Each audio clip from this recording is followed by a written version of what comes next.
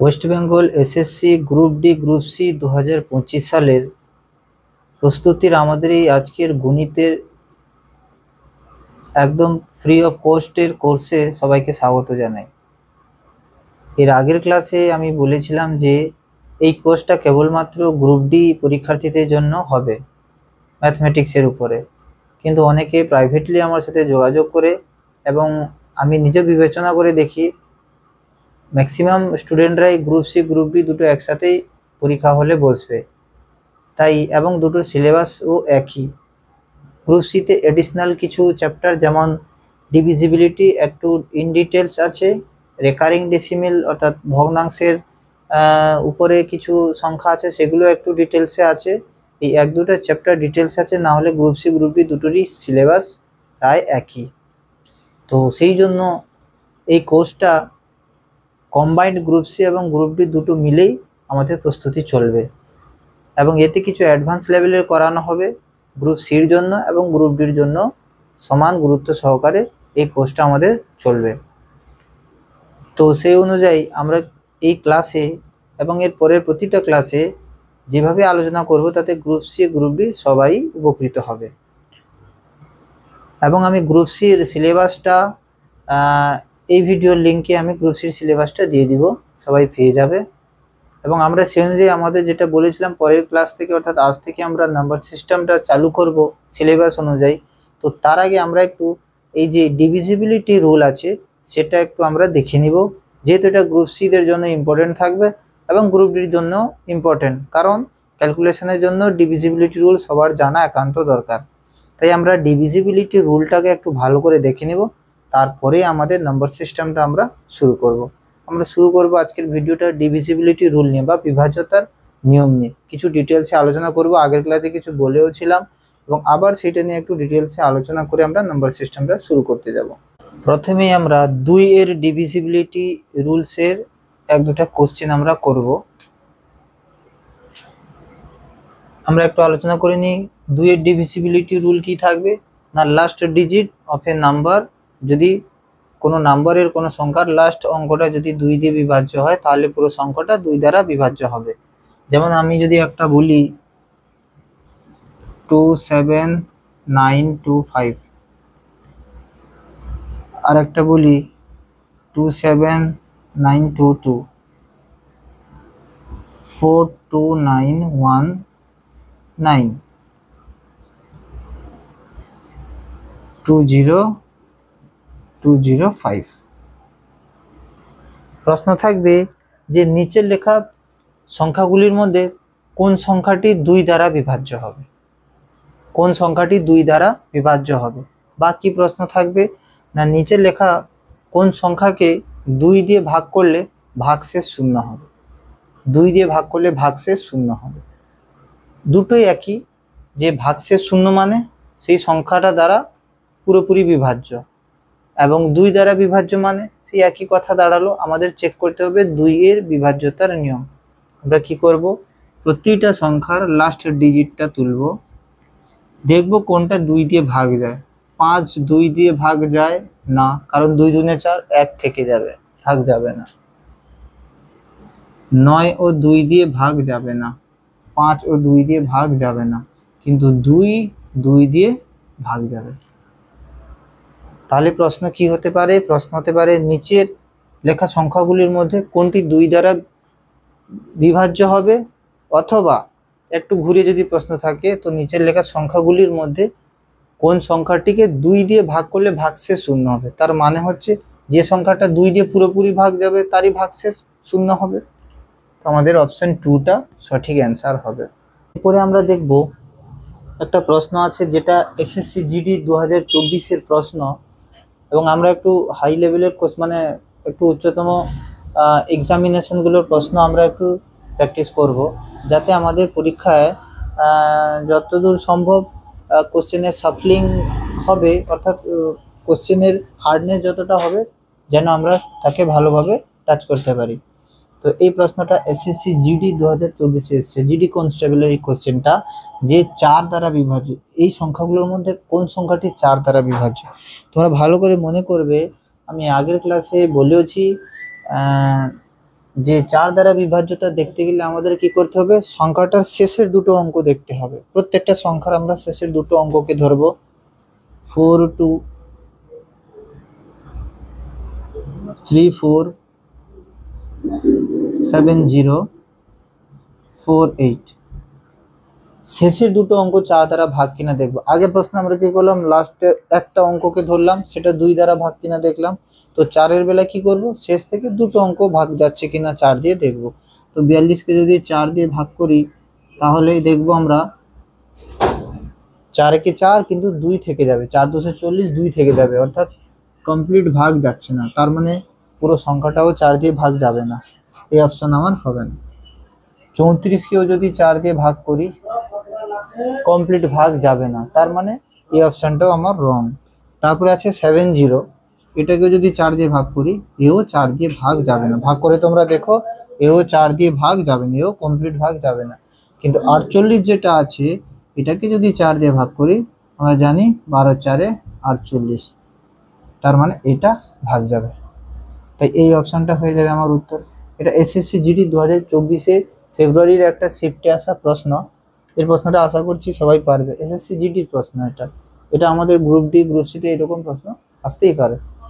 কি একটু ঘুরিয়ে কি দিতে পারে, যে এর মধ্যে দেওয়া কোন সংখ্যাটিকে 4 দিয়ে ভাগ করলে ভাগশেষ 0 থাকবে, বা 4 দিয়ে ভাগ করলে কোন সংখ্যাটি সম্পূর্ণরূপে বিভাজ্য হবে, তার মানে একই, যে আমরা ডিভিজিবিলিটি চেক করতে হবে। চলো নেক্সট কোশ্চেন আমরা দেখব।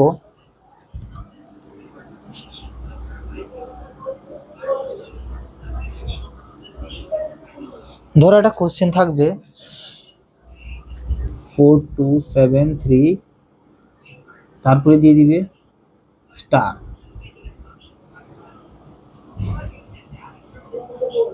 বলা হবে এই যে স্টার আছে, একটা স্টার থাকতে পারে বা XYZ কিছু একটা নিউমেরিক্যাল থাকতে পারে, আলফাবেট বা নিউমেরিক্যাল থাকতে পারে। তো দুভাবে জিজ্ঞেস করতে পারে, এই স্টারের জায়গায় মিনিমাম এবং ম্যাক্সিমাম, ক্ষুদ্রতম বৃহত্তম কি বসালে সংখ্যাটা 4 দ্বারা ভাগ যাবে। আবার রিপিট করছি, বলা হবে যে স্টারের জায়গায় ক্ষুদ্রতম আর বৃহত্তম কি অঙ্ক বসালে পুরো সংখ্যাটা 4 দ্বারা ভাগ যাবে। আমরা আগে ক্ষুদ্রতম চেক করি, ক্ষুদ্রতম আর বৃহত্তম, স্টারের ক্ষুদ্রতম মান, বৃহত্তম মান, এখানে কি কি বসালে 4 দ্বারা ভাগ যাবে। আমরা জানি লাস্ট 2 ডিজিটকে তুলতে হবে, সেটা যদি 4 দিয়ে ভাগ যায় তাহলে সংখ্যাটা 4 দিয়ে ভাগ যাবে। আমি যদি এখানে 0 বসাই, এখানে আমি কি কি বসাতে পারি না, এখানে আমি 0 1 2 3 4 5 6 7 8 9 এগুলো বসাতে পারি। যখন আমি এখানে 0 বসাবো তো সংখ্যাটা হয়ে যাবে তোমার 30, 30 কিন্তু 4 দিয়ে ভাগ যাবে না। যদি আমি এখানে 1 বসাই 31, এটাও 4 দিয়ে ভাগ যাবে না। যদি আমি এখানে 2 বসাই 32, 4 দিয়ে ভাগ যাবে। যদি 3 বসাই 33, 4 দিয়ে ভাগ যাবে না। যদি 4 বসাই 34, 4 দিয়ে ভাগ যাবে না।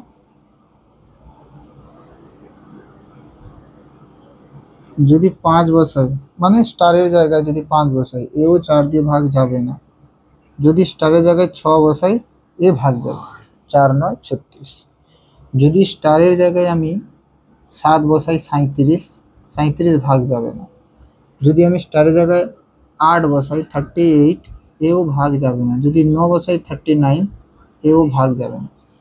দুটো জায়গায় আমরা দেখছি ভাগ যাচ্ছে, যদি স্টারের জায়গায় 2 বসাই আর 6 বসাই, স্টারের জায়গায় 2 বসাবো আর 6 বসাবো, তো দেখছি আমরা 4 দিয়ে ভাগ যাচ্ছে, মানে স্টারের জায়গায় 2 और 4, সরি 6, 2 আর 6 বসালে লাস্ট 2 যা 32 বা 36 হবে, সেটা 4 দিয়ে ভাগ যাবে, তার মানে পুরো সংখ্যাটা 4 দিয়ে ভাগ যাবে। কিন্তু যদি প্রশ্ন বলে যে স্টারের মান ক্ষুদ্রতম কত হলে 4 দিয়ে ভাগ যাবে, ক্ষুদ্রতম মানে যেটা ছোট মান, যে অঙ্কটা ছোট সেটা হবে। তো ক্ষুদ্রতম মান মানে এখানে 2 হবে। যদি বলতো বৃহত্তম, ম্যাক্সিমাম কি বসালে 4 দিয়ে ভাগ যেত, না ম্যাক্সিমাম 6 বসালে 4 দিয়ে ভাগ যেত, ম্যাক্সিমাম 6 বসালে 4 দিয়ে ভাগ যেত। তাহলে আমাদের দুটো প্রশ্ন দুভাবে দিতে পারে। যদি ক্ষুদ্রতম দিয়ে বলে তাহলে আমরা 2 বসাবো, যদি বৃহত্তম দিয়ে বলে তাহলে আমরা 6 বসাবো। আর কি প্রশ্ন হতে পারে এখান থেকে? এখান থেকে আরেকটা প্রশ্ন হতে পারে যে নিচের দেওয়া সংখ্যাটি 4 দ্বারা বিভাজ্য। নিচের দেওয়া সংখ্যাটি, নোট করে নাও, নিচের দেওয়া সংখ্যাটি 4 দ্বারা বিভাজ্য বলে দিবে। তো স্টারের ক্ষুদ্রতম আর বৃহত্তম এই দুটো মানের ডিফারেন্স বা অন্তর্গত বের করতে হবে। মানে এখানে ক্ষুদ্রতম মান কি বসালে আর বৃহত্তম মান কি বসালে ভাগ যাবে সেটা দেখতে হবে, এবং সেই দুটো মানের অন্তর বা ডিফারেন্স বিয়োগফল দেখতে হবে। তাহলে আমরা দেখি যে বৃহত্তম মান 6, ক্ষুদ্রতম মান 2, 6 আর 2 এর ডিফারেন্স হবে 4। এটাও জিজ্ঞেস করা হয়েছে রেলওয়ে গ্রুপ ডি প্রশ্ন, আরপিএফ এর প্রশ্ন, ওয়েস্ট বেঙ্গলের বিভিন্ন ডিপার্টমেন্টের প্রশ্ন, এরকম লেভেলের প্রশ্ন জিজ্ঞেস করা হয়ে থাকে। এটা ছিল 4 এর ডিভিজিবিলিটি রুল। এটাকে ভালো করে প্র্যাকটিস করার দরকার আছে। এবার আমরা দেখব ডিভিজিবিলিটি রুল অফ 8, 8 এর ডিভিজিবিলিটি রুল। 8 এর ডিভিজিবিলিটি রুল কি ছিল, না লাস্ট 3 ডিজিট যদি 8 দিয়ে ভাগ যায়, সাপোজ একটা নাম্বার থাকবে 4 7 9 8 0 8 এই সংখ্যাটা 8 দিয়ে ভাগ যাবে কিনা আমরা কি দেখব, না লাস্ট 3টা ডিজিট তুলবো 808। এই 808 কে 8 দিয়ে ভাগ যায় না? আমরা জানি হ্যাঁ 8 একে 8, 800 না 8 একে 8, এটা ভাগ যায়। তার মানে এই পুরো সংখ্যাটাও 8 দিয়ে ভাগ যাবে। পুরো সংখ্যাটাও কত দিয়ে ভাগ যাবে? পুরো সংখ্যাটাও 8 দিয়ে ভাগ যাবে। এরকমের প্রশ্ন আমরা ডিভিজিবিলিটি রুল থেকে দেখতে পারবো।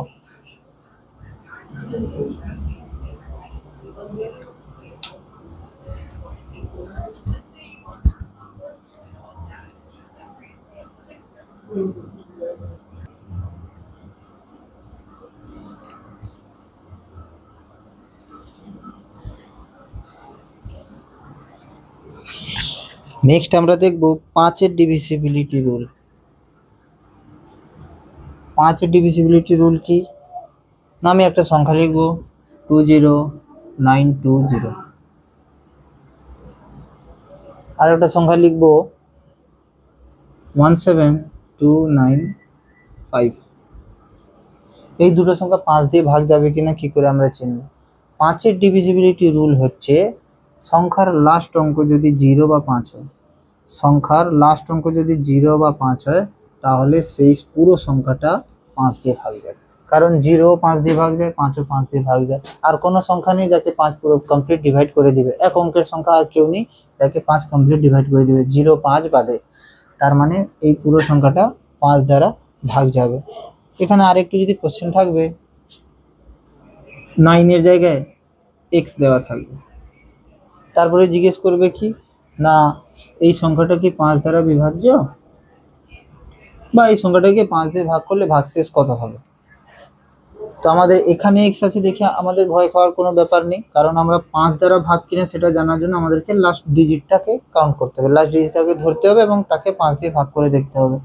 তার মানে এটা 5 আছে, 5 দিয়ে তো ভাগ যায়, অর্থাৎ পূর্ণ রূপে ভাগ যাবে, ভাগশেষ এখানে 0 হবে। এখানে ভাগশেষ কত হবে, না ভাগশেষ এখানে ভাগশেষ সমান 0। তাই আমাকে x দেওয়া থাক যাই দেওয়া থাক আমার দেখার দরকার নেই, কারণ আমাকে লাস্ট ডিজিটটা কাউন্ট করতে হবে। এরপরে আমরা দেখব 9 এর ডিভিজিবিলিটি রুল। 9 এর ডিভিজিবিলিটি রুল আর সঙ্গে করিয়ে দিব 3 এর ডিভিজিবিলিটি রুল। 9 3 এর পদ্ধতি সেম। ধরো একটা নাম্বার লেখা থাকবে 4 2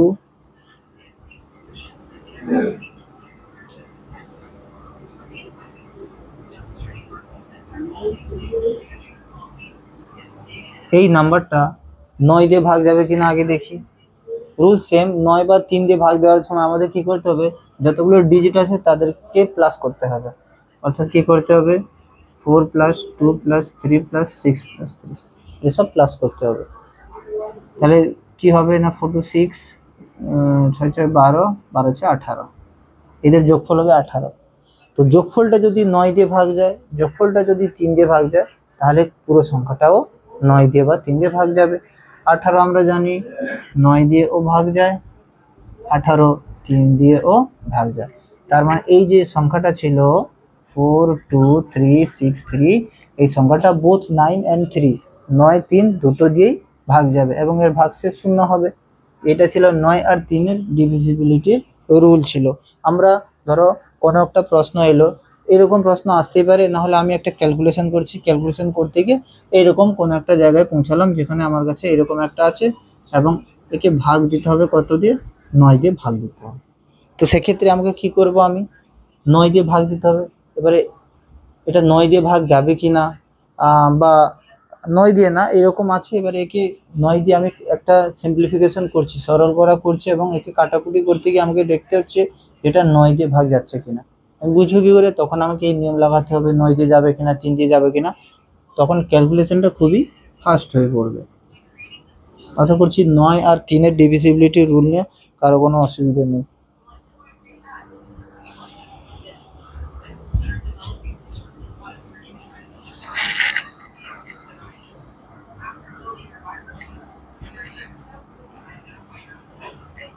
এরপরে আমরা দেখব 11 divisibility rule. 11 divisibility rule, 11 divisibility rule কি?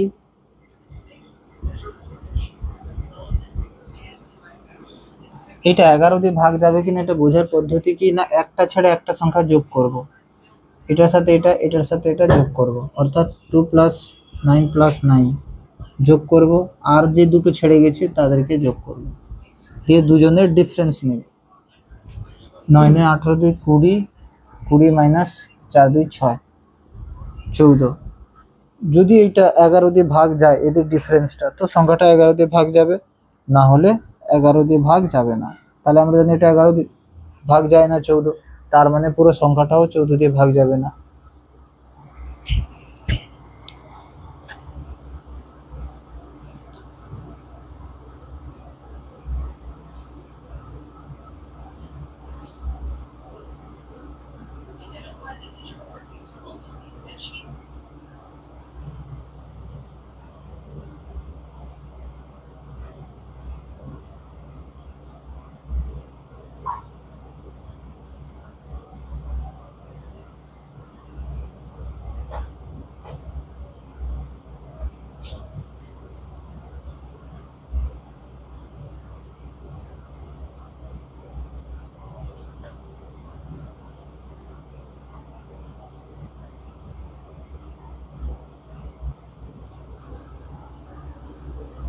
ধরো এই সংখ্যাটা থাকতো, এখানে 5 থাকতো, তো 5 থাকতো তো কি হতো না, 4 5 9 হয়ে যেত, তখন 20 থেকে 9 গেলে 11 হতো, আর 11 11 দিয়ে ভাগ যায়, তখন বলতাম যে হ্যাঁ 11 11 দিয়ে ভাগ যায়, তার মানে এই 24959 এও 11 দিয়ে ভাগ যাবে, কমপ্লিট রূপে ভাগ যাবে। এরকম প্রশ্ন হতে পারে।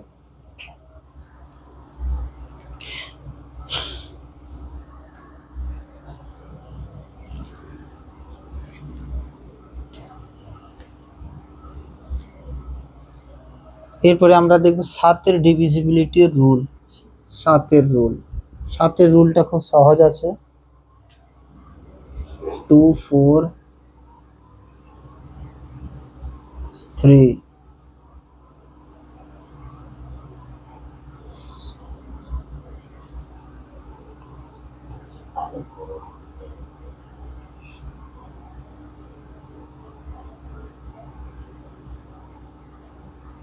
3 9, এটা 7 দিয়ে ভাগ যাবে কেন?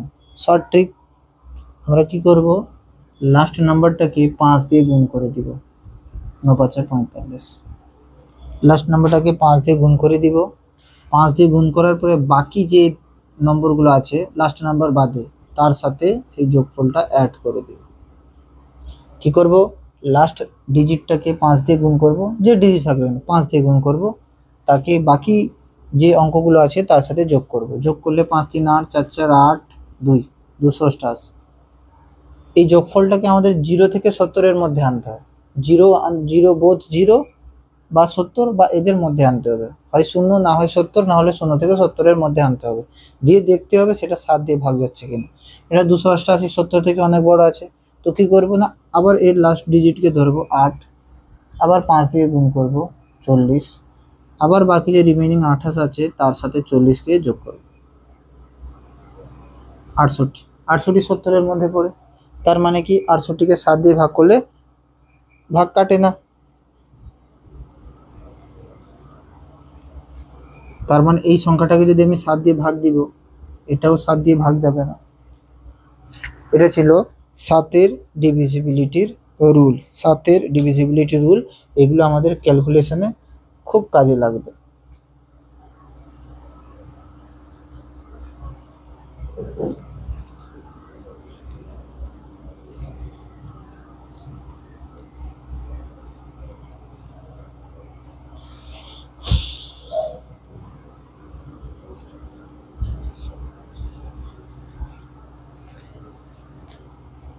আচ্ছা,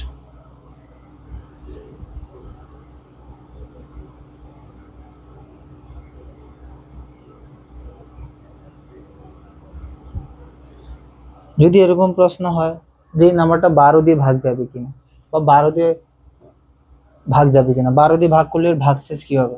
12 ডিভিজিবিলিটি রুল কি করে আমরা জানবো না, 12 ডিভিজিবিলিটি রুল আলাদা করে পড়ার কোনো দরকার নেই। 12কে আমরা দুটো মৌলিককে উৎপাদকে ভেঙে নিব। মৌলিক মানে যাদের মধ্যে নন কমন, কোনো কিছু সাধারণ কমন থাকবে না।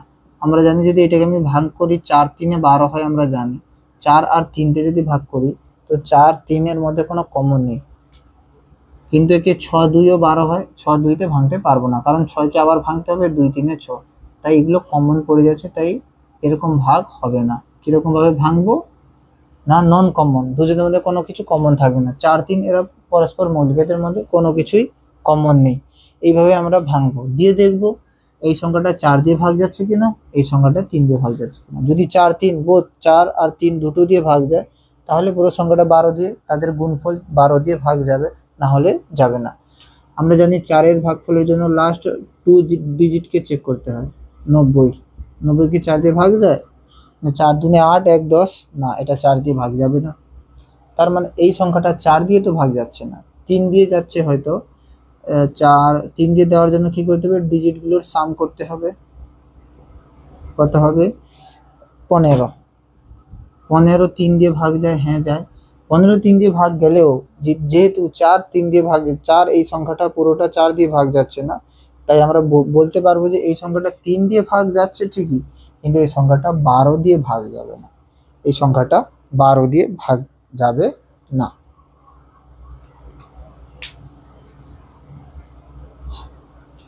আজকের ভিডিওতে এই পর্যন্ত, এবং ডিভিজিবিলিটি রুল এবং নাম্বার সিস্টেমের আমরা নেক্সট লেকচারে আলোচনা করব।